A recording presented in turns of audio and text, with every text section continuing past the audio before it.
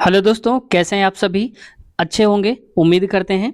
आज शुरुआत करेंगे हम आज के क्वेश्चन पेपर एएलपी और टेक्नीशियन वाला, जो कि आप जानते होंगे कि किसी भी एग्जाम का पिछला पेपर बहुत ही इंपॉर्टेंट हो जाता है। तो इसी क्रम में हम लेकर के आए हैं आपकी हेल्प के लिए ये क्वेश्चन पेपर, क्योंकि आप सबकी डिमांड होती थी कि ग्रुप डी एनटीपीसी तो आपने करवा दिया, लेकिन एएलपी टेक्नीशियन नहीं करवा रहे हैं। तो इस क्रम में हम इसको भी सॉल्व करवाते जा रहे हैं बीच बीच में। तो हम सारे पेपर सॉल्व करवाएंगे रेलवे के। तो अगर आप बेहतर तैयारी करना चाहते हैं तो ऐसी वीडियोस को शुरू से लेकर अंत तक जरूर देखा करिए। इससे आपको टॉपिक भी फाइनल हो जाएंगे और कुछ क्वेश्चंस ऐसे होते हैं जो रिपीटेड होते हैं। आपने देखा होगा कि 18 वाले 19 में रिपीट हुए थे और ये वाले इसमें रिपीट होंगे। तो रिपीटेड क्वेश्चन कभी आता है अगर, तो दोबारा आपको गलत नहीं करना है, उसको सही करके ही आना है। शुरुआत करते हैं आज की इस वीडियो की। लेकिन दोस्तों, चैनल पे अभी तक नए हैं और चैनल को सब्सक्राइब नहीं किया तो आपसे रिक्वेस्ट है चैनल को सब्सक्राइब कर लीजिए और बेल आइकन भी दबा लीजिए। पहला क्वेश्चन देखो, इस पे लिखा हुआ है क्वेश्चन में, निम्नलिखित में से कौन सा देश मध्य पूर्व का हिस्सा नहीं है? तो देखो, ये तो जीएस के क्वेश्चन पूछ लिया ज्योग्राफी का। तो हैंडुरस है, ये मध्य पूर्व का हिस्सा नहीं माना जाता है। ऐसे क्वेश्चन में क्या होता है, कई बार नहीं आते तो छोड़ना होता है। जैसे देखो, इस कैंडिडेट ने पेपर को छोड़ दिया था, ये क्वेश्चन ही अटेम्प्ट नहीं किया था, तो आप भी छोड़ देना अगर नहीं आए, गलत करके नहीं आना। लेकिन अब रिपीट होगा, जरूर देख लेना। अगला क्वेश्चन देखो, इसमें कहा जा रहा है दी गई किसी भी वस्तु के ऑक्सिलरी वेव्स की अधिकतम संख्या कितनी होती है? तो ये हम काउंट नहीं कर सकते, ये अनंत होती है। तो ऑप्शन हो जाएगा पहला वाला। अगला देखो, नेक्स्ट क्वेश्चन।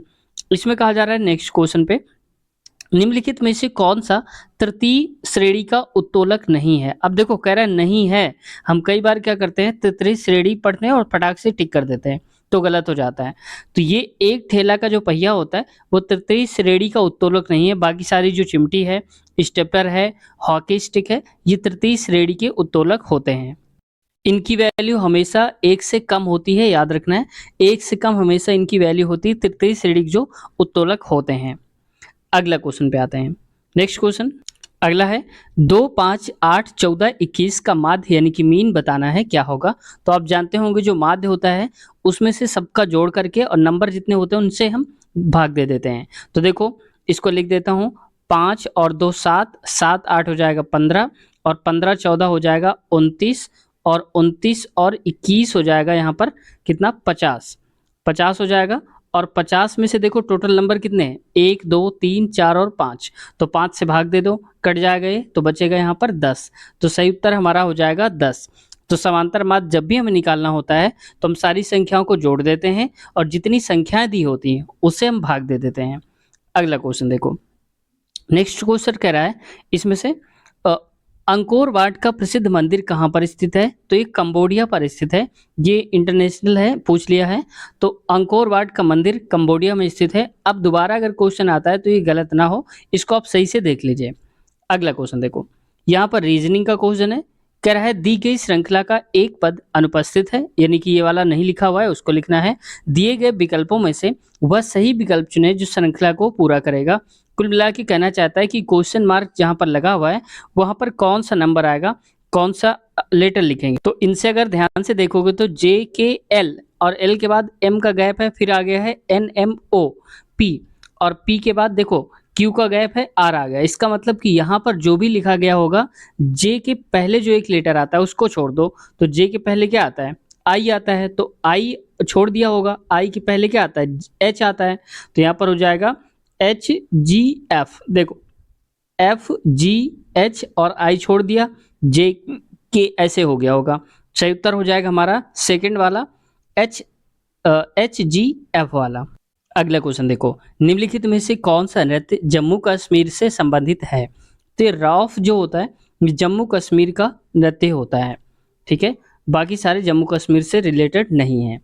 अगला क्वेश्चन देखो, इसमें कहा जा रहा है, कह रहा है संख्याओं के उस संयोजन का चयन करें जिसके अनुसार व्यवस्थित करने पर दिए गए अव्यवस्थित अक्षरों में से एक सार्थक, सार्थक का मतलब जिसका कुछ अर्थ निकल रहा हो, शब्द बनाया जा सके। तो मैं इसको थोड़ा सा जूम कर देता हूं ताकि आसानी हो जाए देखने में। अब जरा ध्यान से देखो इसको, कि पहले वाले ओ को हम एक, बाकी 1 2 3 4 6 तक लिख दिया है। इसमें से हम क्या बना सकते हैं? तो इसमें से अगर ध्यान से देखोगे तो यहाँ पर सबसे पहले अगर हम लिख देते हैं एम, और एम कौन से नंबर पे है, ये है 5वें नंबर पे। इसके बाद अगर हम लिख देते हैं ओ तो हो जाएगा ओ। ओ कितने नंबर पे है, यहाँ देखो 1 नंबर पे है तो हो जाएगा 1। फिर लिखते हैं टी, तो ये आ जाएगा टी। टी कहाँ पर है? ये 6वां नंबर है इसका, तो 6 लिख दो। एच आएगा इसके बाद, मान लो कि एच लिखेंगे और एच है दूसरे नंबर पे, तो यहाँ पर लिख दो एच और ये है दूसरे नंबर पे, ठीक है। और ई आर ऐसे करके आ जाएगा, तो हो जाएगा हमारा पूरा मदर। तो देख लो 51 62 स्टार्टिंग में किस में दिया है? 51 62 इसमें दिया है। तो चाहते तो आप पूरा नहीं कर पाते, लेकिन अगर आपको पता हो जाता था कि इस वर्ड को हम ये बना सकते हैं, तो आप सिर्फ 5 ही लगा करके सही कर सकते थे। देखो स्टार्टिंग में सिर्फ 5 इसी में दिया है केवल, तो ये सही उत्तर इसका हो जाएगा। अगला क्वेश्चन देखो, नेक्स्ट क्वेश्चन है, यदि किसी कूट भाषा में विग्ड को UGAR ऐसे करके लिखा जाता है, तो उसी भाषा में मैड को क्या लिखेंगे? तो पहले देखो इनमें और इनका संबंध हम निकाल लेते हैं कि संबंध इन दोनों का क्या है। तो जरा ध्यान से देखोगे तो आर के बाद क्या आता है? एस आता है। एस का गैप कर दिया है, टी लिख दिया है, मतलब एक का गैप कर रहा है। सी के बाद डी गैप है और ई आ गया है। आई के बाद जे का गैप हो गया, के आ गया। समझ गए? अब देखो ठीक वैसे ही हम मैड का निकालेंगे। तो मैड में देखो, मैड में हम अगर पीछे की तरफ से चलेंगे तो यहाँ से देखो, अगर यहाँ पर लिख दिया जाता है के, ठीक है, वाई और डी, तो देखो डी के बाद ई का गैप यहाँ पर हो जाएगा बी होगा, बी के बाद सी का गैप है, डी आ गया है, वाई के बाद जेड का गैप है, ए आ गया है, के बाद एल का गैप है, एम आ गया है। इसका मतलब सही हो जाएगा हमारा तीसरा वाला। तो चाहे तो आप एक एक ऑप्शन मैच करके कर सकते हैं, तो भी आपका सही उत्तर आ जाएगा। अगला क्वेश्चन देखते हैं।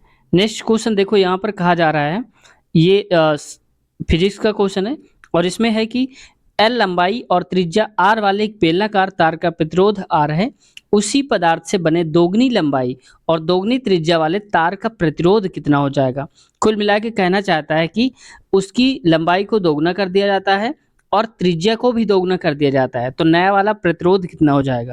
Are equal to rho L upon में ए।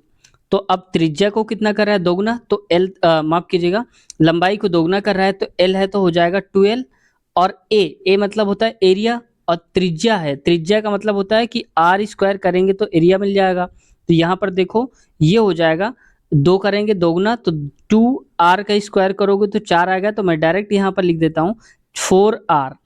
अब 2 से 2 काट दो तो l अपान 2r हो जाएगा। इसका मतलब एल आर को अगर हम हटा देते थोड़ी देर के लिए, तो r इक्वल टू 1/2 और वो l के फॉर्म पे हो जाएगा। तो ये समझ जाओ आप कि यहाँ पर इतना हो जाएगा, तो ये इसका पहले वाले प्रतिरोध का आधा हो जाएगा। तो ये सही उत्तर हो जाएगा हमारा पहला वाला आंसर। अगला क्वेश्चन देखो, नेक्स्ट क्वेश्चन में कहा जा रहा है, एक वस्तु को 760 में बेचे जाने पर 5% की हानि हुई, वस्तु का क्रय मूल्य क्या होगा? यानी कि अगर हम किसी वस्तु को 760 रुपये में बेच देते हैं तो 5% की हानि हो जाती है। तो देखो 5% को हम क्या लिख सकते हैं? इसको हम लिख सकते हैं 1/20, और हानि हो रही तो इसको यहाँ पर कर दो -19/20 आ जाएगा। अब देखो ये हो गया हमारा सीपी यानी कि क्रय मूल्य, ये हो गया एसपी यानी कि सेलिंग प्राइस। अब बेचा गया है इतने में, तो हमारे हिसाब से 19 रुपये में बेचा गया है तो 19 लिख दो, और क्वेश्चन के हिसाब से 76, तो 19 से कम 19, 19 चौक 76 यानी कि 40, एक की वैल्यू 40 और क्रय मूल्य हमारा कितना है? क्रय मूल्य हमारा है 20, तो हम कहेंगे 20 गुणे 40 कर दो, तो 20 गुणे 40 हो जाएगा 800। तो सही उत्तर हमारा आ जाएगा 800। देख लो ऑप्शन नंबर सेकंड सही उत्तर है। अगला है the SI unit of electrical resistancy. अब देखो रेजिस्टिविटी जो होती है, विद्युत प्रतिरोधकता का मात्रक होता है ओम मीटर, या ऐसे ही भी इसको लिखते हैं ओम और ऐसे करके लिखते हैं, तो ये भी हम लिख सकते हैं। तो ओम मीटर होता है, याद रखना। अगला क्वेश्चन देखो, नेक्स्ट क्वेश्चन में कहा जा रहा है 1997 में अमेरिकी अंतरिक्ष यान पाथफाइंडर किस ग्रह पर उतरा था? तो देखो 1997 का क्वेश्चन है, पाथफाइंडर के नाम से जाना जाता था जो अंतरिक्ष यान था, वो कहाँ उतरा था? तो मंगल ग्रह में उतारा गया था उसको 1997 में, याद रखना है। अगला क्वेश्चन है स्टेटमेंट से यानी कि कथन दिया है और इसमें लिखा है सम लेमन्स आर येलो, यानी कि कुछ नींबू पीले हैं। तो मैं इसको बना भी देता हूँ।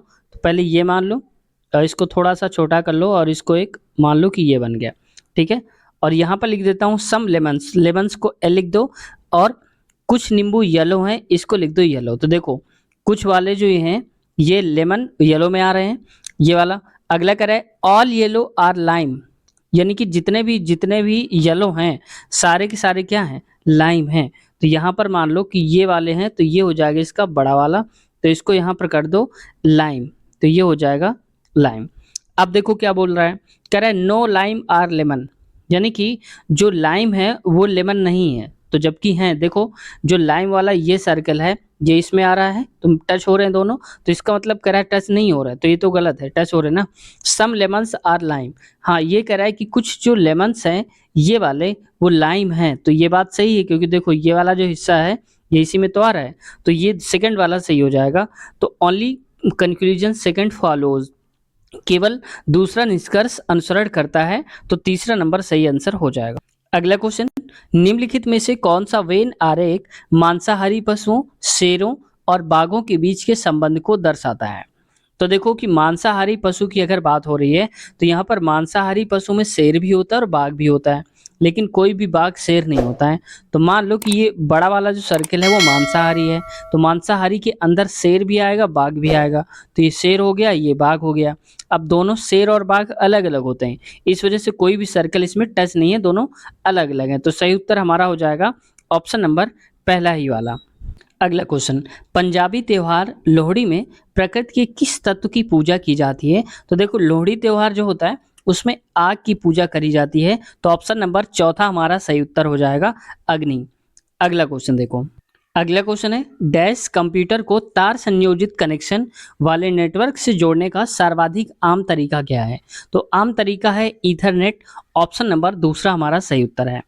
नेक्स्ट क्वेश्चन देखो, चंद्रमा पर गुरुत्वीय त्वरण पृथ्वी के गुरुत्वीय त्वरण का 1/6 है, तो पृथ्वी पर 12 न्यूटन भार वाली वस्तु का चंद्रमा पर भार क्या हो जाएगा। तो देखो जब मान लो कि पृथ्वी पर कोई 12 न्यूटन है तो इसका 1/6 हो जाएगा, तो 6 से भाग दे दो क्योंकि वहां जा रहा है, तो 6 कम 6 6 दूनी 12, मतलब 2 न्यूटन हो जाएगा उसका भार चंद्रमा पर, तो ये हो जाएगा 2 न्यूटन, ऑप्शन नंबर दूसरा।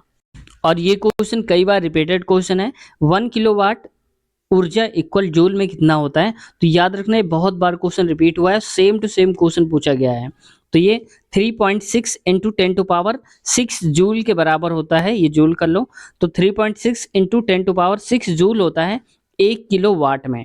एक और पूछा जाता है 1 HP एक अश्व शक्ति में कितने वाट होते हैं। तो अगर आपको आता है तो कमेंट सेक्शन में बताने की कोशिश करें, देखते हैं कितने लोगों को जवाब सही आता है, एक अश्व शक्ति में कितने वाट होते हैं। अगला क्वेश्चन है, इसमें कहा जा रहा है 80 ओम, 120 ओम और 240 ओम के 3 प्रतिरोधों को समांतर क्रम में जोड़ा जाता है।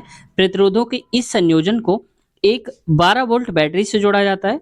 बैटरी द्वारा संयोजन में प्रवाहित होने वाली धारा का मान बताना है।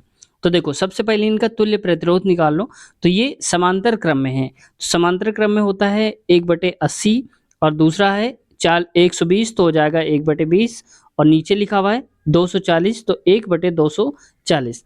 इन सब का अगर एलसीएम लोगे तो नीचे आएगा 240 और 8 3 24 3 बार में जाएगा, 12 दूनी 24 2 बार में और ये 1 बार में, तो बराबर हो जाएगा 3 3 6, यहाँ पर लिखेंगे 6/240 और इसको काटोगे 6 कम 6 6 चौक 24, यानी कि 1/40 आएगा 1/r की वैल्यू, r इक्वल हो जाएगा 40। तो हमने तुल्य प्रतिरोध निकाल लिया है 40। अब आगे देखो, अब R हमारे पास आ गया है 40 और V दिया है हमारे पास 12 वोल्ट, तो लिख दो 12 और फॉर्मूला होता है V इक्वल I इंटू में R।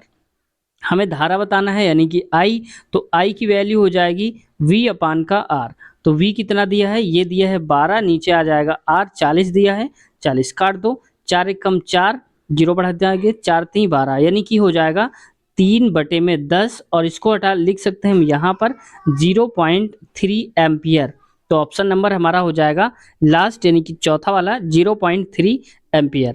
अगला क्वेश्चन है और इस पे कहा जा रहा है 100 रुपए की राशि पर 2 वर्ष के लिए 10% वार्षिक ब्याज दर पर चक्रवृद्धि ब्याज और साधारण ब्याज के बीच का अंतर कितना होगा ये बताना है। तो जब कभी ऐसा क्वेश्चन आता है 2 वर्ष का अंतर पूछा जाए चक्रवृद्धि ब्याज और साधारण ब्याज में, तो हमेशा आपको याद रखना है यहाँ पर डिफरेंस होता है P और R/100 का होल स्क्वायर कर दो, 2 साल का पूछा जा रहा है। अब देखो P मतलब प्रिंसिपल कितना है 100 रुपए, तो 100 लिख दो और यहाँ पर P दर कितनी है 10 और बटे में नीचे आ जाएगा 100, ऐसे कर दो। अब इसको जरा अगर सॉल्व करोगे तो 100 आएगा, 10 दाम 100 आ जाएगा और बटे में 100 गुणे में 100 लिखेंगे। तो इस 100 से ये 100 कटा, इस 100 से ये 100, तो मतलब आएगा एक आंसर। तो जो अंतर आएगा वो आएगा 1 रुपए का। तो ऑप्शन नंबर हमारा पहला सही उत्तर हो जाएगा।